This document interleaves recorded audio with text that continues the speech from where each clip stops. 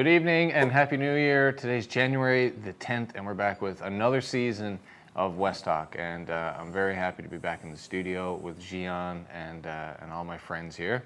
And we've got a great episode for you. Like we usually do at the beginning of a month, we're going to show you all the events of the month, the things happening here in the city over the next few weeks. And I've got a few things to add to that myself. First, right off the top. Coming up at the end of this month, there is a mental health symposium being put together by CMHI. And Quinn Jesso, who you will all recall from previous interviews, is spearheading this. So at the Mental Health Symposium, you can hear from people with lived expertise, learn about mental health services in your area, and learn skills-based activities focusing on coping and managing. So there's also going to be a photo booth, graffiti wall, door prizes, and you can register by contacting Quinn at cmhi.mhp@gmail.com. So you should check that out. Also, very exciting news for Western Newfoundland. Tomorrow, January 11th, is opening day of the Beast in the East, Marble Mountain. And very excited to be opening the doors there tomorrow. And there's some great snow. The lower mountain is going to be open, and it's going to be really fun. So make sure you skip work tomorrow and come celebrate opening day with us there at Marble. And that's it. So we're going to cut back to the events later in this episode, but right now we're going to jump over to a special guest that we have in studio right now. There's something very cool that just started up here in Corner Brook. It's called Anchor Combat. And this is a new facility where people can learn self-defense and combat skills and improve their physical and mental health. And to tell me all about this today, and hopefully not to choke me out, one of the owners of Anchor Combat, Ben Cox. Ben, thanks for coming in today, man. Thanks for having me. So we were just chatting a little bit before the episode ran. You're filling me in about sort of how this came to be, and that you just opened basically last week, January the 2nd, your new facility. Yeah. So where is Anchor Combat? It's located in the lower level of the Millbrook Mall. Okay, so like by the YMCA? Yeah, right between the YMCA and where the old Pizza Delight used to be. Oh, okay, that sort of vacant space. There used to be a vacant space right to the left of like I think the it's been entrance. vacant for a few years now. It used to be a furniture store or something in there. But now it's like 2,500 square feet, and it's perfect for us. So you guys will occupy that space full time now? We've signed the lease for a year. Cool. She gave us a discount just to see how we do. We were a small group of guys. I think it was about 15 of us, just doing jiu-jitsu at a community center, the Vine Place, up on Crestview. So she said, see how you do and try it for a year, and if it all works out well, then we'll renegotiate. So very happy they gave us an opportunity. So I think I've heard something about this previous training from like Dave Brake, who I think has been training down there. Yeah, he's a longtime member of Corner Brook BJJ. So you guys have been rolling around together in town for years now. Oh yeah, they've been at it for 8 years. I came about 6 years ago, so they had already been established for, I believe, 2 years, 2015, 16. I showed up around 2017 when there was a Gavin Tucker seminar. Right on. Yeah. So things here at Anchor, just when I'm comparing it to similar things, I guess I'll say, from the past, this seems to be very organized. And it seems to be a lot of different sort of offerings that you guys are doing now. And for those not really fully familiar with like combat sports, can you just sort of highlight the types of different disciplines, I guess, that you guys are training down there? So the big ones will be Brazilian Jiu-Jitsu, obviously. That's where we started at. Those are our roots. All three owners, myself, Colin McMichael, and Paul Chason. Paul's a purple belt. Colin's a brown belt. They're our top instructors for Jiu-Jitsu. So they'll be running the Brazilian Jiu-Jitsu program. Striking, there is several different instructors. I wanted a mix of different styles of striking. That's why we named it striking. And not boxing. And not boxing, because there's traditional boxing. I have Colin and Jesse Hackett teaching the youth and teens. I have Craig Crosley, who's a mix of boxing and kickboxing. Paul Organ is doing, his style is different, it's cool. Like he's Muay Thai, he's into the MMA kind of scene. He wants fights. And I also have Peter Kelly, a more traditional style. runs Newfound Defensive Arts, and his is a mix of Japanese jiu-jitsu and striking. I believe boxing, kickboxing, kind of. Okay. But he's a wonderful teacher. So those are the guys that I wanted. I never heard of Japanese jiu-jitsu before. Yeah, it's cool. Yeah, it's kind of originated, I guess, in Japan, and Brazil kind of made it their own. So yeah. Cool. Yeah. And so are you sort of, like what type of people are you hoping to appeal to? Is this people who are looking to like compete and kind of go to that level, or people who are just trying to, look at this as exercise? Who's the ideal person? We'll take anybody, everybody. It doesn't matter. Our group started there's guys from all walks of life, different professions, different athletic builds. There's different body types. Yeah. Anyone can do it. Some guys do want to compete, and we are going to be focused on doing competitions. Yeah. Colin is big into that, the competition scene, so as well as the boxing side too. We've got a lot of guys that are looking to get into fights and stuff.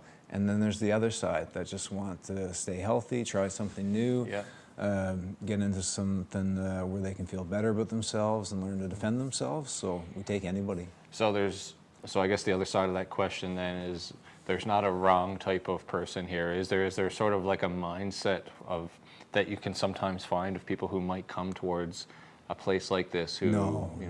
There's people not even have done no sports, and they've come in just wanting something to call their own. Yeah. And they can definitely find the home there doing either the striking or the jiu-jitsu. Yeah.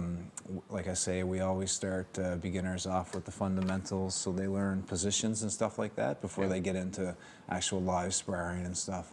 Right. When they do start the sparring, we'll also teach them how to be safe and tap early, tap often if they're ever uncomfortable. So yeah. So when someone shows up and they're interested to learn jiu-jitsu and they come down to Anchor, they shouldn't expect to, within the first 10 minutes, be getting slammed around and rolled around. No. Like... We're going to take them to, we've created a little side space with some mats to the side. One of our experienced blue belts will take them over and orientate them to what they're going to see, what they're going to feel, put them in those positions and make them feel like a little bit uncomfortable, and so that they learn to tap if they're ever feeling that. Yeah. So it's a great orientation for beginners first, and we go through all the ropes with them before they're live sparring. Yeah. I think a lot of people know and can recognize that this is maybe some of the best exercise you can get for your body and mind. Yeah, it's grueling. Yeah, for sure. Yeah. But at the same time, which is a lot of people, they look for that. But what would you say to someone who is like maybe concerned that they might get hurt or sprain something or pull something or be hurt at the hand of someone else? There's always a risk, especially with grappling. Grappling is submission grappling, so we apply joint locks and chokes and stuff until the person surrenders or taps or submits. Yeah. But like I say, we always put the beginners with the more experience. So there's not someone going wild that doesn't know how to apply these things. It's always an experienced blue belt. We only have one purple belt, which is Paul, and one brown belt, which is Colin. And those guys I trust completely when I'm rolling with them. So, as well as the experienced blue belts.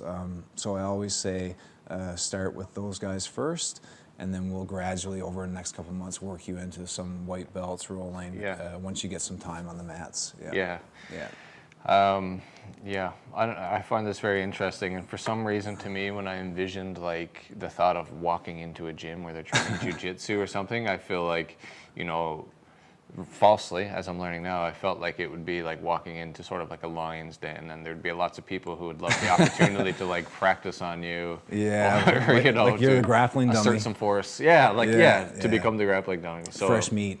Yeah, but that's not the way it is. Not in our club. Yeah. No, we want people to feel safe, comfortable, at ease and stuff. They can watch the rolls before they participate in rolling. We always drill techniques and stuff for the first start of class. Yeah. So I'll walk into Colin or Paul's class, and they'll be going through a warm-up. We'll do a technique. They'll show it on a partner, and then we'll all practice that technique. Cool. Later, as you're experienced, you get to practice those techniques in a live roll against a person who's resisting you. Yeah. But like I say, we always make sure that they're fully equipped with how to tap. They Right. know the positions first, and they're comfortable before they're thrown into the mix, so to speak. So And generally, so from the student perspective, is like the first person that they'll ever end up actually, like, let's say, grappling with, rolling with, would most likely be a trained it's instructor going to be, before it's like another student? chances are it's going to be Paul or Colin, because they're the head instructor, and they like to take the person and do the first roll with them. As they're rolling, they're going to be talking to them and what they're doing wrong. Yeah. And that'll go with every class as they go to. We'll always pair them with the more experienced. So, yeah. Interesting. Yeah. And then, is there an element, an educational element at Anchor to sort of help train people to generally get their body in a better shape, and how to sort of physically train and work out towards these types of activities? It's a lifestyle thing, I think, jiu-jitsu. For me, going there, it made me want to eat better. It made me want to go to the YMCA and work out more just to get stronger. Like, all those things that we do outside jiu-jitsu is good for our jiu-jitsu. Yeah. So for me, it's just a lifestyle thing. You get guys from all walks of life, you know what I mean? Like the party and stuff, still smoking stuff. I find the more you come, the more you know that these things are a hindrance. Yeah. And you just want to be fitter and healthier so that you roll better and your jiu-jitsu gets better. So That makes a lot of, it's very believable to me, because it seems like the types of people that I've met in my life who actually are serious about any combat sports are like cool people, you know, like they have their shit together and they're on this pursuit of self-improvement in all things, not just their physique, but also the way they speak to people, and seem to be more mindful of their interactions with people. Absolutely. So it really seems like there's a lot of secondary and other benefits to learning something like this. They're all good guys, and like I said, I wanted to surround ourselves with good instructors, ones that I was comfortable with, that were teaching me striking.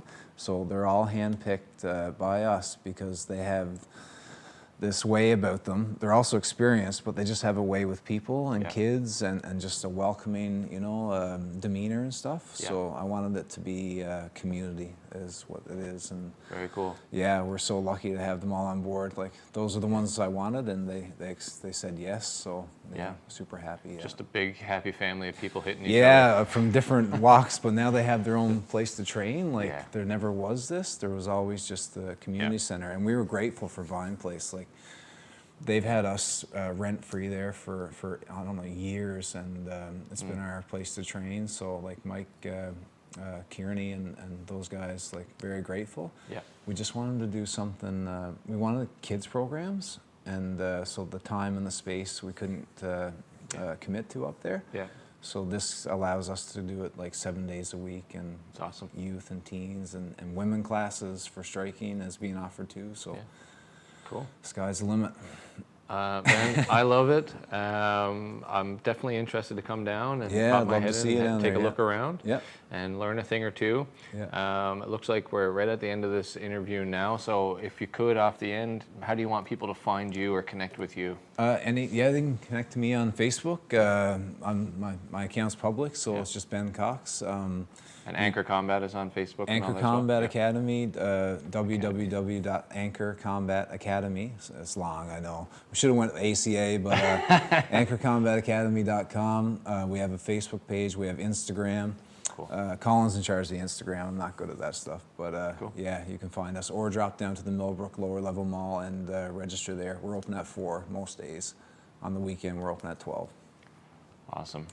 Ben, thank you very much for coming down and telling us about this. Yes, no problem. Thanks for having me. No problem. All right, we're going to take a quick break, and we'll be right back with the events of the month. Stay tuned. So why volunteer at Rogers TV? Well, it's fun, exciting, and challenging. You can develop practical, hands-on skills in TV production, make new friends, and have fun, all while giving back to your community. For a few hours a week, you can be part of a great team making great local television. Want to find out more? Get in touch with us at rogerstv.com. Make your mark and find a new passion as a Rogers TV volunteer.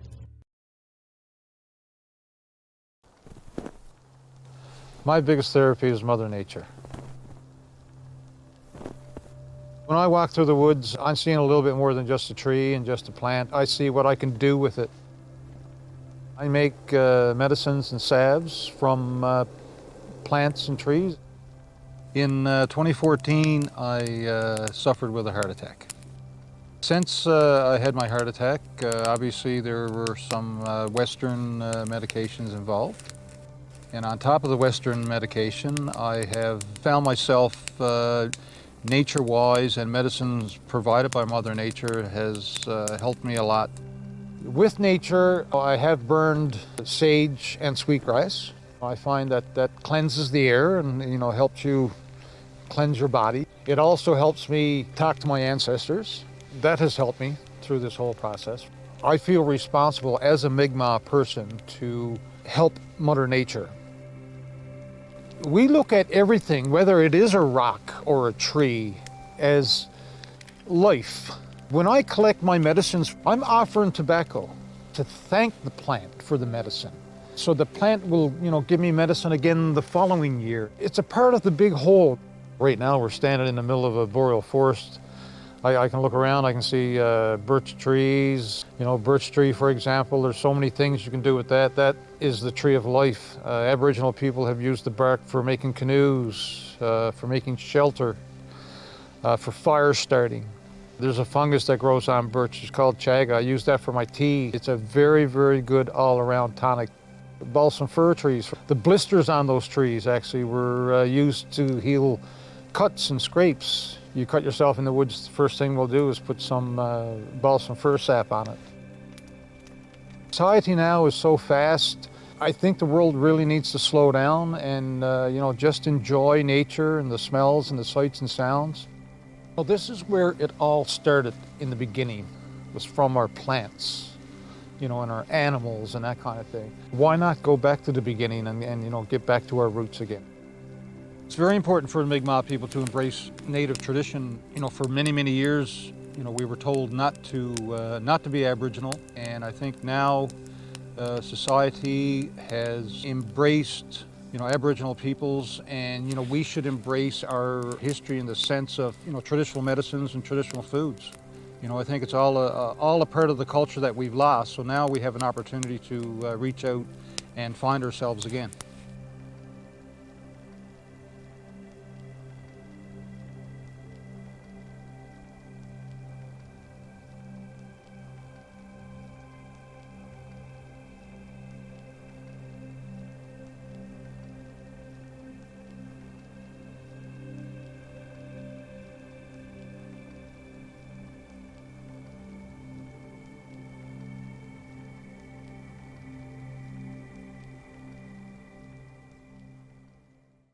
Well, good evening, folks, and welcome to the Rotary Arts Center and 2023. We have some really exciting performers happening here in the month of January, starting off on January 12th, this Thursday, with Raoul Banerjee, who is doing a world-renowned production of Hamlet solo. Yes, he does the entire work of Hamlet as a solo piece. Looking forward to seeing how he does that, but I hear it is world class. That's the 12th and the 13th of February. January, my good Lord, I'm moving ahead a month. Then we have on the 18th of January, two local favorites, Rex Brown and Lloyd Bartlett. We'll be doing a combination of stories and classic guitar, and that should be a lovely evening of entertainment. And then on the 25th and 26th, we have none other than Patrina Bromley coming to town. She'll be with Brian Way and the choir, Silver and Voices. She'll be doing a mixture of blues and Western and Broadway, and a versatile person. Patrina is best known as the longest running Canadian who played in Come From Away on Broadway. She's out of St. John's, but she's an old friend of Corner Brook, having worked here with TNL over the years, and it promises to be a spectacular show. And then to end the month, on January the 28th, we have our annual tribute to Leonard Cohen, featuring a bunch of local artists, who will guarantee a wonderful evening of music and readings by the one and only Leonard Cohen. Check our website, our beautiful new website, www.rotaryartscentre.ca, and check us on social media. We've got lots of good stuff happening, not just in the theater, but in our art galleries as well. Thanks, folks, and enjoy. Hello, everyone. I hope you all had a well-deserved, restful holiday. Here at the Arts and Culture Centre, coming up this Saturday, January 14th, we have a tribute to Billy Joel, My Life. And from the clips I've seen, this guy is amazing, and he's really close to like the Billy Joel talent and the music that we all know and love. So I hope you check out the videos, and hopefully we'll see you at the show on Saturday. Coming up in February, going on sale soon, we will have the annual Kinsman Variety back for the first time in 3 years. So we're really excited to have them back. Also in February, we are going to have Corner Brook Intermediate is going to do a musical. I don't know which one yet, but I hear that they've been working on one, so I'm hoping to get that on sale soon as well. Coming up in March, we have Atlantic Jazz Nights with Leila Bialy, Florian Hefner, Jim Vivian, and Fabio Ragnelli. Also coming up in March, we have the Kings of Country, and that's going to be with Justin Martin and Randy Matthews. If you're interested in that one, don't delay. Tickets are already limited. Coming up in April, we have a real treat for you. It's a musical by our friends from Second Shot Productions out in St. John's. And it is called Curling, the musical. And so it takes place at a curling rink at a bonspiel, and there's love interest and conflict. It's a homegrown musical with, like you would say, a local flair. It's really entertaining. I happened to be able to catch it last fall in St. John's, so I hope you go online and check it out. We have lots of other shows that are going on sale every day, so do check our website back frequently, and we'll see you at the show. We welcome close to 40 new students to campus this term. For some, this is their first semester in Canada. Lots of great orientation activities have been planned to help them feel welcome and informed as they begin their studies here at Grenfell campus. Grenfell campus is excited to partner with the Rotary Arts Centre to bring Hamlet Solo, a one-man version of the Shakespeare Hamlet, to Corner Brook. This show will take place at the Rotary Arts Centre on January 12th and 13th at 8 p.m. Winner of the Montreal English Critics Circle Award for Best Visiting Production, Hamlet Solo has been performed over 150 times in 25 different cities since its debut. We were excited to officially open the Center for Research and Innovation last week. This new building will offer space for the entrepreneurs to come together to grow new business ideas. Please keep an eye out for community events and join us at this new impressive space. On January 22nd, we will bring together exceptional students and donors to celebrate scholarships and awards. Each year, we give away more than $125,000 to students recognizing academic and non-academic success. There's always a lot happening on campus, and we'd love for you to join us. Please stay involved by visiting events blog at grenfell.mun.ca. So why volunteer at Rogers TV? Well, it's fun, exciting, and challenging. You can develop practical, hands-on skills in TV production, make new friends, and have fun, all while giving back to your community. For a few hours a week, you can be part of a great team making great local television. Want to find out more? Get in touch with us at rogerstv.com. Make your mark and find a new passion as a Rogers TV volunteer. We do 4 beats to call our ancestors to our circle. For 15 years, I was very involved with the community. And then one day, a tragedy happened. My 15-year-old grandson was killed in a car accident. There's nothing in this world like it. I went to a very dark place where all you can think about is the loss and the pain. And nothing else comes into your mind until one day you get a phone call and all of a sudden the light comes on and you remember, well, maybe I'll go, it may help It may not help, but the moment that I got into the circle, and it was like a weight lifted. The culture is, for me, is what brought me back. My family, my friends too, as well, of course, in the community, but my culture, my beliefs, and the women. A healing circle is very powerful. You have women who have been through trauma, who at the moment are probably still going through trauma like I was, physically and emotionally. When a stick or a rock is passed around to each person and they speak, it's like a piece of your pain went to each of them. And when the stick comes back to you, half of that load on your shoulder seems to be lifted. It's very powerful, and it's there. It's offered to anybody who needs it. A healing circle can be called anytime. There are a lot of things that we offer in the culture, help offers in the culture, the Women's Association, with talking circles and healing circles, workshops, different workshops that you can come to. I think if you're focused on something other than your grief, it takes away for that little, that short period of time. It gives you some relief and something to look forward to. And I think every time you do that, it gives you little baby steps back into where you should be, back into your life and back into your community's life, your family's life.